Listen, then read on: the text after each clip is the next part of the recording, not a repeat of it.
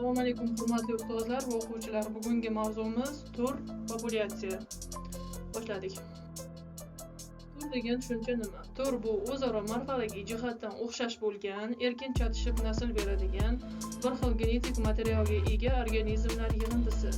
Masalan, qizil tulki yirtqichlar turkumiga mansub. Populyatsiya nima? Populyatsiya ma'lum bir arealda tarqalgan, bir turga kiruvchi, o'zaro erkin chatishib nasl beradigan organizmlar yig'indisi. Masalan, Tian Shan tog' tizmasida qizil tulkining 1000 ta vakili bor. Bu bir populyatsiya. Xuddi mana shu tulkidan 500-600 tasi O'zbekiston janubidagi Hisor tog' tizmasida yashaydi. Bu ham yana bir populyatsiya, lekin ushbu ikki populyatsiya o'zaro alohidalashgan, ya'ni masofa jihatidan ularni uzoq masofa ajratib turadi, lekin qizil tulki turiga tegishli bo'lib qolaveradi. Har ikkalasi ham boshqa joyda yashagan bilan baribir o'sha qizil tulki turini tashkil etadi. Ushbu rasmda demak qizil tulkilar bilan tanishib o'tishingiz mumkin. Keling, video darsimizning mana shu qismida kanalimizning rivojlanishi uchun obuna bo'lib keting. Ushbu video dars haqida demak izohlarda o'z fikrlaringizni qoldirib keting va like tugmasini bosib qo'yishni unutmang. Davom etamiz.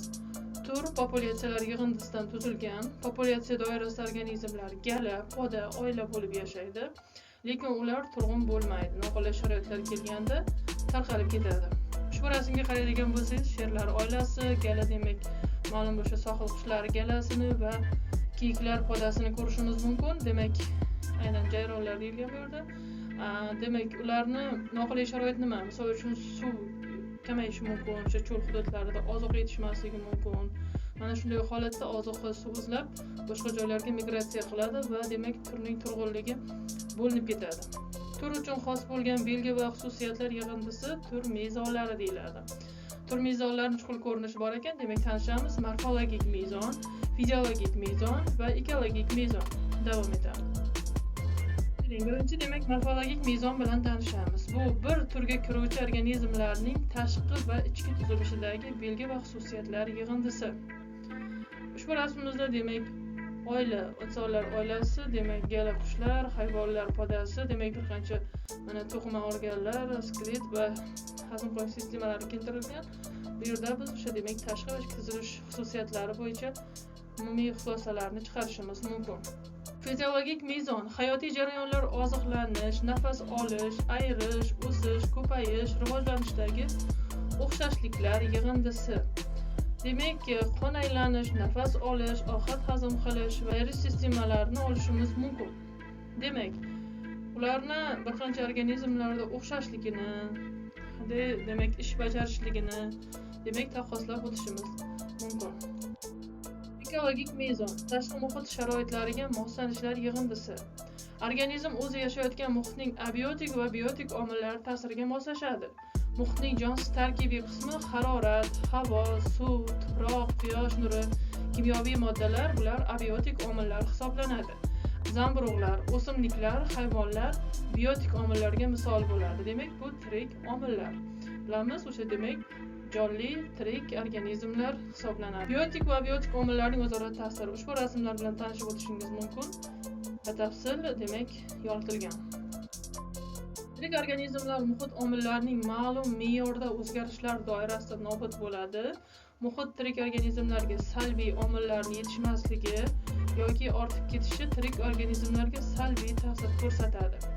Optimal va tolerant zona bilan tanishib o'tamiz. Optimal zona deyilganda ekologik omilning eng qulay chegarasi optimum zona deyiladi. Misol uchun o'simlikni oladigan bo'lsak, o'simlikka demak barglari uchun quyosh nurining yaxshi bo'lishi, ildiz sistemasi uchun o'sha tuproqdan so'riladigan suv minerallarining yaxshi bo'lsa, demak bu o'simlik uchun optimal zona hisoblanadi.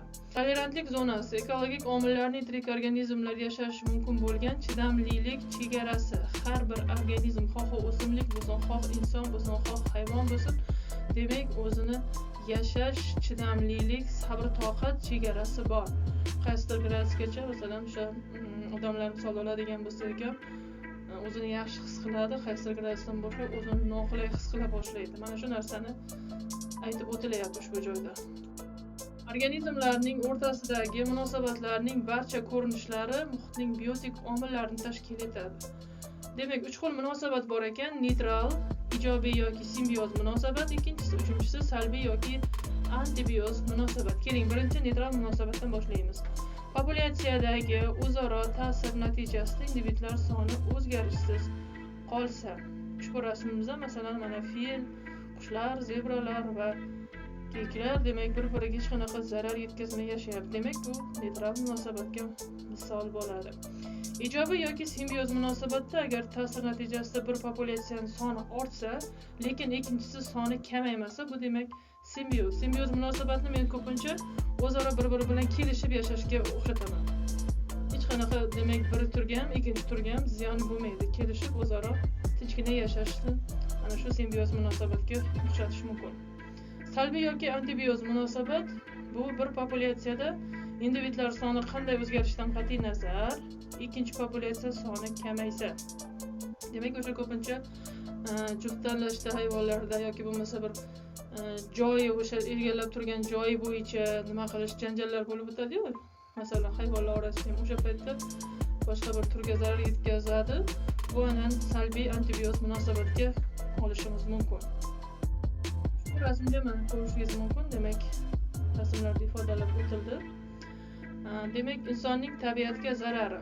İnsanlarning yashash muhitiga ta'siri ijobiy va salbiy bo'ladi. Keling, salbiy munosabatlarga ko'rib chiqamiz. Salbiy munosabatlar tuproq, suv va havoning ifloslanishi, ekologik holatining buzilishi, tabiiy boyliklarning zaxiralari isrof qilinishi, atrof muhitning ifloslanishi, turlarning qarilishini olishimiz mumkin. Ushbu rasmlarda ham demak bir qancha ifodalar keltirildi.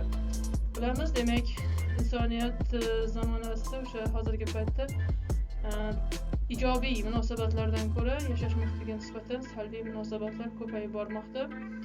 Buni albatta kamaytirish mumkin. Harakat qilinsa, albatta menimcha to'g'rilasa bo'ladigan ish. Bugungi mavzumiz qisqacha shundan iborat edi. Xayr, salomat bo'ling.